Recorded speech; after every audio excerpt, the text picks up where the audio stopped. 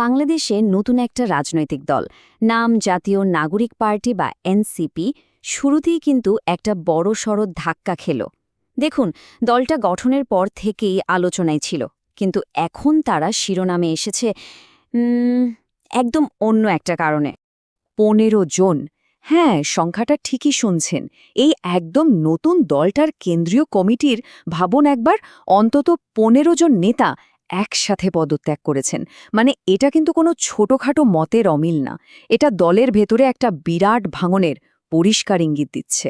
তো এখানেই আসল প্রশ্নটা চলে আসে, তাই না? একটা নির্বাচনের ঠিক আগে কেন এতজন গুরুত্বপূর্ণ নেতা এমন একটা সম্ভাবনাময় নতুন দল ছেড়ে দিলেন? চলুন এই ব্যাপারটার একটু গভীরে গিয়ে দেখা যাক।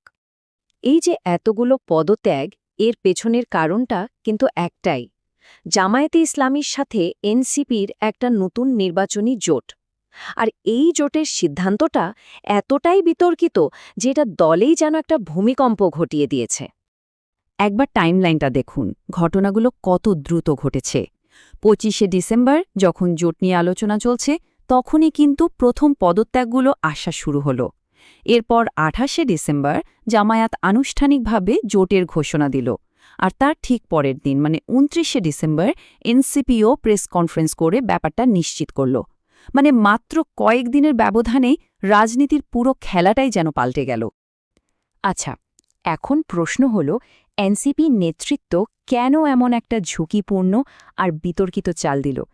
মানে তাদের এই সিদ্ধান্তের পেছনে আসল যুক্তিটা কি ছিল? তাদের যুক্তিটা কিন্তু বেশ সোজাসাপটা।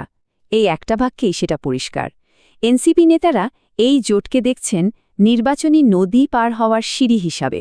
মানে তাদের কাছে এটা রাজনীতিতে টিকে থাকার আর সংসদে ঢোকার একটা উপায়। বলা যায় এটা তাদের জন্য একটা অস্তিত্ব রক্ষার লড়াই। দেখুন, দলের ভেতরে এখন দুটো একেবারে বিপরীতমুখী চিন্তা কাজ করছে। একদিকে নেতৃত্ব বলছে এটা সংসদে ঢোকার জন্য একটা সীমিত আর কৌশলগত ডিল, আর অন্যদিকে যারা পদত্যাগ করেছেন তারা বলছেন এটা দলের মূল নীতির সাথে সরাসরি বেইমানি। মানে আদর্শ আর বাস্তবতার মধ্যে কি জবরদস্ত এক সংঘাত। এনসিপির মিডিয়া কমিটির প্রধান মাহবুব আলম এই ব্যাপারটাকে আরও পরিষ্কার করেছেন। তার কথা হলো, দেখুন, এটা কোনো আদর্শিক জোট না, এটা সংখ্যাগরিষ্ঠর মতামতের ভিত্তিতে নেওয়া একটা নির্বাচনী কৌশল। তারা বলতে চাইছেন দল কিন্তু নিজের আদর্শ থেকে এক চুলো সরে আসেনি।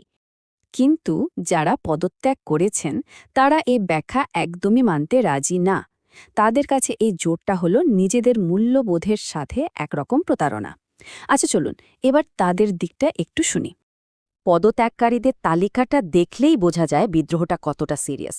দেখুন, সিনিয়র যুগ্ম সদস্য সচিব ডক্টর তাসনিম জারা, যুগ্ম সদস্য সচিব মীর আরশাদুল হক, এমনকি মৌলানা ভাসানীর নাতি আজাদ খান ভাসানীর মতো পরিচিত মুখও কিন্তু আছেন এই তালিকায়। মানে শুধু সংখ্যায় ১৫ জন না, পদের গুরুত্ব আর প্রতীকী তাৎপর্যের দিক থেকেও এই পদত্যাগগুলো দলের জন্য অনেক বড় একটা ধাক্কা। আর এই উদ্বেগের সবচেয়ে জোরালো কণ্ঠটা সম্ভবত সিনিয়র যুগ্ম আহ্বায়ক সামান্তা শারমিনের।